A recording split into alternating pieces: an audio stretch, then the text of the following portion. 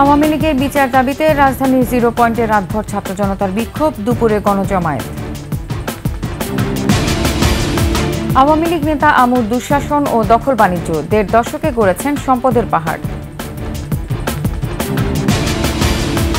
আগাম আলু কিনে কৃত্রিম সংকট তৈরি করছে সিন্ডিকেট, বাজারে নেতিবাচক প্রভাব।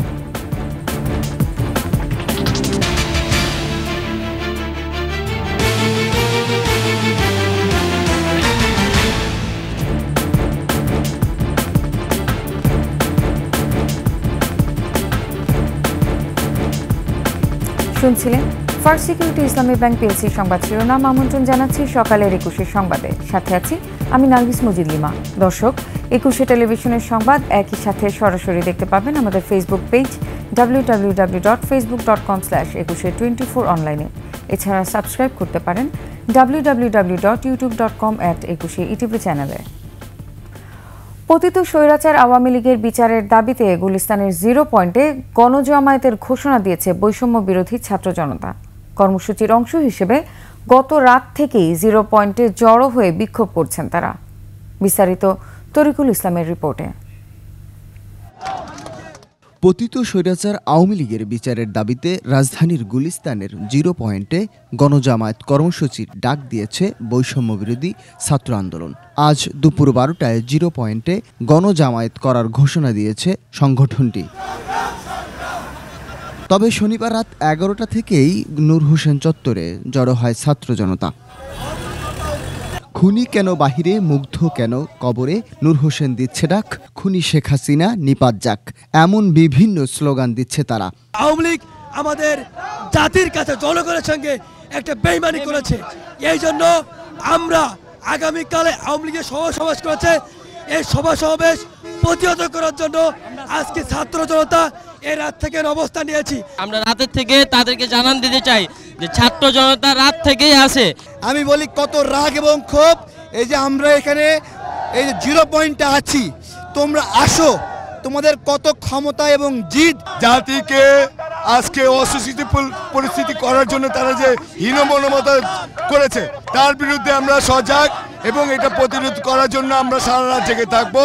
এ সময় স্বৈরাচারী শেখ হাসিনার বিচারের দাবি তোলেন তারা। কোথাও এই স্বৈরাচারী শক্তিকে বাংলাদেশের বুকে নামতে দেওয়া হবে না, কোনোভাবেই তার গোড়া পর্যন্ত নির্মূল না করা পর্যন্ত আমরা ছাত্র জনতা থেমে থাকবো না। গণতন্ত্র ফিরিয়ে আনবে বাংলাদেশ, একজন তারেক রহমান ফিরিয়ে আনবে ইনশাআল্লাহ।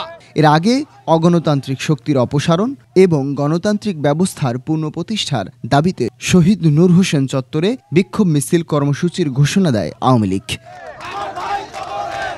এই ঘোষণার পরেই বৈষম্য বিরোধী ছাত্র আন্দোলনের পক্ষ থেকে পাল্টা কর্মসূচি ঘোষণা করা হয়।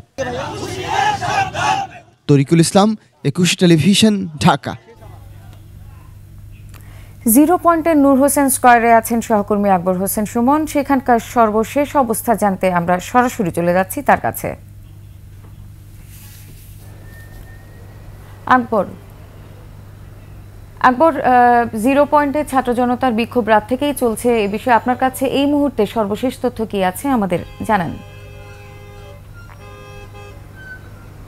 লিমা, গত রাত থেকেই মূলত এখানে এই 0 পয়েন্টে অবস্থান নিয়েছে বৈষম্য বিরোধী ছাত্র আন্দোলন সহ বিভিন্ন রাজনৈতিক দলের নেতাকর্মী। অর্থাৎ জানেন যে গতকালকে আওয়ামী লীগের ভেরিফাইড ফেসবুক পেজে তারা কিছু কর্মসূচির ঘোষণা দিয়েছে যে আসলে শহীদ নূর হোসেন দিবসকে কেন্দ্র করে এই গুলিস্তানের নূর হোসেন চত্বরে তারা অবস্থান নেবেন এবং এখানে তারা জমায়েত হবেন। সেই জমায়েতকে কেন্দ্র করে মূলত নানা সংগঠন, বিভিন্ন সংগঠন, ছাত্র সংগঠন থেকে শুরু করে তারা প্রত্যেকে এটি প্রতিহত করার জন্য মূলত এই 0 পয়েন্টে এসে রাতে অবস্থান নিয়েছে।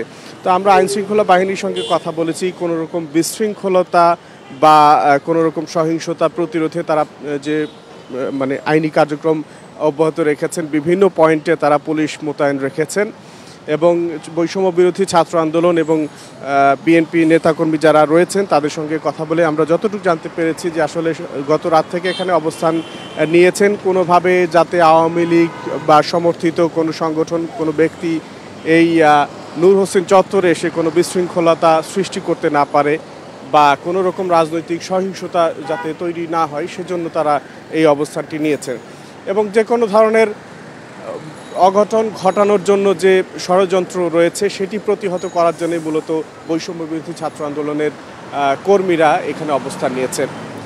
তো লিমা, আমার কাছে এই ছিল নূর হোসেন চত্বর থেকে সর্বশেষ। আকবর, আপনাকে ধন্যবাদ। দর্শক, রাজধানীর 0 পয়েন্ট থেকে আমাদেরকে সর্বশেষ অবস্থা জানাচ্ছিলেন সহকর্মী আকবর হোসেন সুমন। 10 নভেম্বর শহীদ নূর হোসেন দিবসকে ঘিরে ষড়যন্ত্র করছে আওয়ামী লীগ, এমন অভিযোগের প্রমাণ মেলে পতিত সরকারের সাবেক প্রধানমন্ত্রী শেখ হাসিনার সদ্য ফাঁস হওয়া ফোনালাপে। তবে যে কোনো সহিংসতার বিরুদ্ধে সতর্ক রয়েছে আইনশৃঙ্খলা রক্ষা বাহিনী। বিস্তারিত আকবর হোসেন সুমনের রিপোর্টে। ওদের শিকড় থেকে আমরা তুলে ফেলবো, একেবারে শিকড় থেকে আমরা তুলে ফেলবো ইনশাআল্লাহ।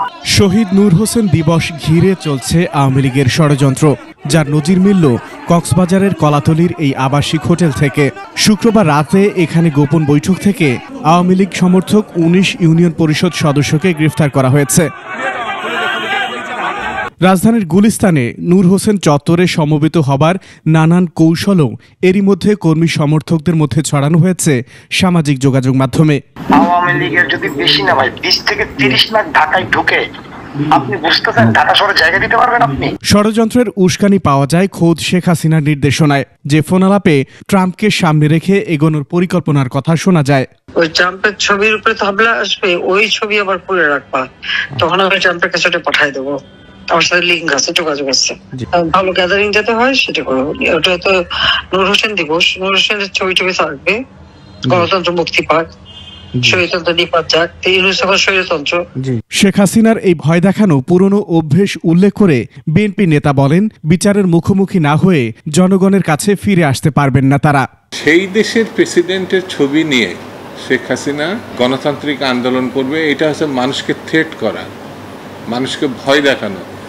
এইসব ভয় দেখানো, থ্রেট করা, এগুলো বাদ দিলে আমার মনে হয় তিনি কিছুটা হলেও হয়তো রেহাই পেতে পারেন, কিন্তু বিচার থেকে রেহাই পাবেন এটি ভাবার কোনো কারণ নাই। এদিকে ফেসবুক পোস্টে প্রধান উপদেষ্টার প্রেস সচিব জানান, ফ্যাসিস্ট দল আওয়ামী লীগকে কোনো কর্মসূচি করতে দেওয়া হবে না। গণজমায়েত কিংবা পদযাত্রা গণতান্ত্রিক অধিকার হলেও যে কোনো নাশকতা ও ষড়যন্ত্র প্রতিরোধে প্রস্তুত পুলিশ। আমাদের যে নিয়মিত কার্যক্রমের পাশাপাশি গোয়েন্দা নজরদারি অব্যাহত রয়েছে। আশা করি কোনো দুষ্কৃতকারী অযথা খোলা পানিতে মাছ শিকার চেষ্টা করবেন না এবং জনজীবনে অস্বস্তিকর বা আইনশৃঙ্খলা পরিস্থিতির অবনতি হয় এরকম কোনো কাজে লিপ্ত হবেন না। অনাকাঙ্ক্ষিত ঘটনা এড়াতে নূর হোসেন চত্বর সহ রাজধানীর বিভিন্ন স্থানে আইনশৃঙ্খলা বাহিনী মোতায়েনের নির্দেশনা দিয়েছে DMP. Akbar Hossain Suman, 21 television, Dhaka. Fascist আমলে ঝালকাঠিতে দুর্দান্ত প্রতাপে দুঃশাসন চালিয়েছেন আওয়ামী লীগের প্রভাবশালী নেতা ও 14 দলের মুখপাত্র আমির হোসেন আমু।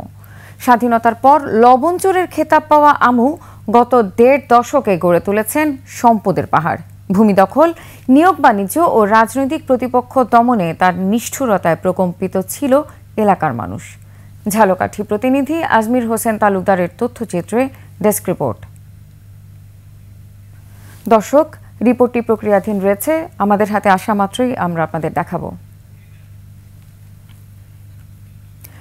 রংপুরে হিমাগারে মজুদ রয়েছে বিপুল আলু, তারপরও কমছে না দাম। ব্যবসায়ীরা বলছেন, এবার সিন্ডিকেট চক্র ও 2টি বড় প্রতিষ্ঠান আগাম আলু কিনে কৃত্রিম সংকট সৃষ্টি করেছে।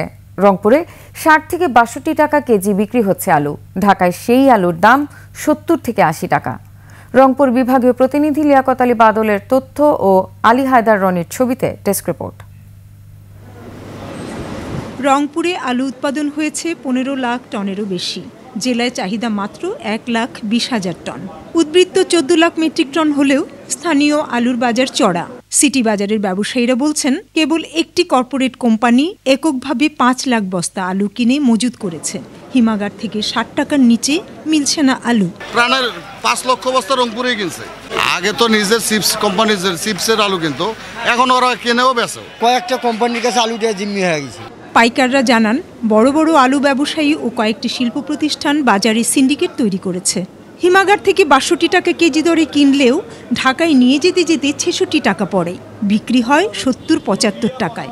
নতুন আলু আসতে আরও ২ মাস সময় লাগবে বলে দাম বাড়ার আশঙ্কা করছেন তারা। এটা শিল্পপতিদের আলু, এই আলু তারা বিক্রি করতেছে না, দাম বৃদ্ধি হবে, ৮০ টাকা খাওয়া আলু বেচবে।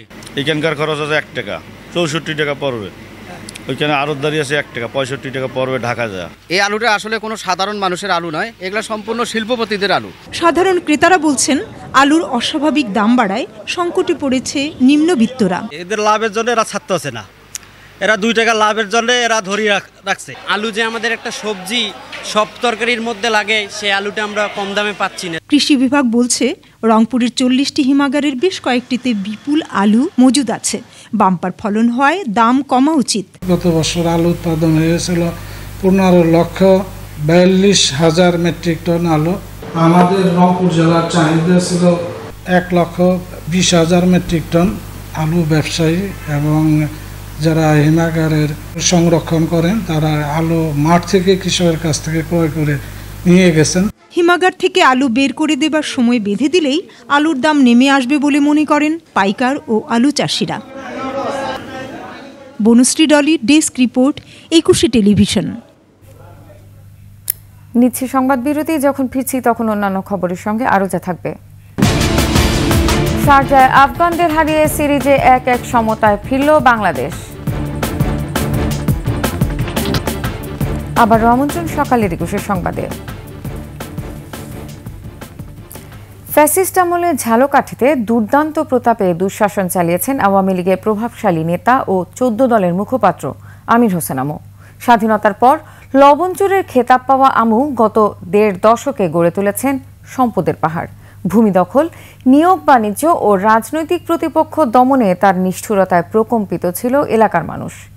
ঝালকাঠি প্রতিনিধি আজমির হোসেন তালুকদারের তথ্যচিত্র, ডেস্ক রিপোর্ট। সদর ও নলছিটির মানুষের কাছে মূর্তিমান আতঙ্কের নাম আমির হোসেন আমু। ভোটারবিহীন নির্বাচনে ঝালকাঠি ২ আসন থেকে বারবার সংসদ সদস্য হয়ে আসেন আওয়ামী লীগের এই দাপুটি নেতা। দায়িত্ব পান ১৪ দলের সমন্বয়কের। এরপর এলাকায় চলে ক্ষমতার চরম অপব্যবহার। ২০১২ সালে বাসন্ন এলাকায় আমু তার বাবা মায়ের নামে প্রতিষ্ঠা করেন আকলিমা মুয়াজ্জেম হোসেন ডিগ্রি কলেজ। তার সহযোগী যুবলীগ নেতা জাকিরকে দিয়ে সোনামিয়ার পেট্রোল পাম্প, অবসরপ্রাপ্ত সেনা সদস্য আব্দুর রাজ্জাক ও খলিলুর রহমানকে বসতবাড়ি থেকে উচ্ছেদ করেন। কিন্তু সে এটা শুনে নেয়। তারপরে জাকির জোর জবরদস্তি করিয়া বর্ষকে জাকির কিছু বলে নাই তোমাদেরকে, আমি বলছি যেহেতু আমার বাড়ির সামনে দেওয়াল দিয়ে নেছে। আমু ও তার বাহিনীর বিরুদ্ধে স্থানীয় কালেক্টরেট স্কুলের জমি দখলেরও অভিযোগ রয়েছে। দখলদারিত্বের লুলোপাতা থেকে রেহাই পায়নি নিচতলের নেতাকর্মীও। আমুর বাবা মুয়াজ্জেম হোসেনের নামে ক্লাব ও পাঠাগার প্রতিষ্ঠায় সহযোগী কামাল শরীফকে দিয়ে শহর আওয়ামী লীগ নেতা আজাদ রহমানের পৈতৃক সম্পত্তিও দখল করেন আমু। তার কাজে কেউ বাধা দিলে হত্যা গুমের ভয় দেখানো হতো। গডফাদার আমুর নেতৃত্বে এখানে আমুর বাপের নামে একটা ক্লাব করছে, এই আমরা কোনো কথা বলতে পারি নাই। ঝালকাঠির যত টেন্ডার, যত সংস্থা আছে তার 10% এবং কোনো টেন্ডারই তার হুকুম ছাড়া কেউ পাইত না। ঠিকাদারি, চাকরি, সড়ক বিভাগ, এলজিইডি, শিক্ষা প্রকৌশল, গণপূর্ত, জনস্বাস্থ্য প্রকৌশল অধিদপ্তর, টিআর, কাবিখা এবং সংসদ সদস্যদের নামে বিশেষ বরাদ্দের ক্ষেত্রেও পার্সেন্টেজ আদায় করতেন আমু। হলফনামার তথ্য বলছে গত 11 বছরে তার সম্পত্তি বেড়েছে প্রায় 7 গুণ। পুলিশের এই কর্মকর্তা মুঠোফোনে জানান, ভুক্তভোগী পরিবারগুলো অভিযোগ দিলে আইন অনুযায়ী ব্যবস্থা নেওয়া হবে। যদি চিঠি সংক্রান্ত বিষয়বস্তু না হয়ে থাকে তাহলে তো সেটা চিঠি হবে না, অথবা এটা মূলত নির্ভর করবে তার বিষয়বস্তুর উপর। দখলবাজ লুটেরা আমুর দৃষ্টান্তমূলক শাস্তি চান ভুক্তভোগীরা। সমর ইসলাম, ডেস্ক রিপোর্ট, ২১ টেলিভিশন। শেষ করছি সকালের ২১ সংবাদ। যাবার আগে ফার্স্ট সিকিউরিটি ইসলামী ব্যাংক পিএলসি সংবাদ শিরোনামগুলো জানিয়ে দেব আরও একবার। আওয়ামী লীগের বিচার দাবিতে রাজধানীর 0 পয়েন্টে রাতভর ছাত্র জনতার বিক্ষোভ, দুপুরে গণজমায়েত। আওয়ামী লীগ নেতা আমর দুঃশাসন ও দখল বাণিজ্য ১.৫ দশকে গড়েছেন সম্পদের পাহাড়। আগাম আলু কিনে কৃত্রিম সংকট তৈরি করছে সিন্ডিকেট, বাজারে নেতিবাচক প্রভাব।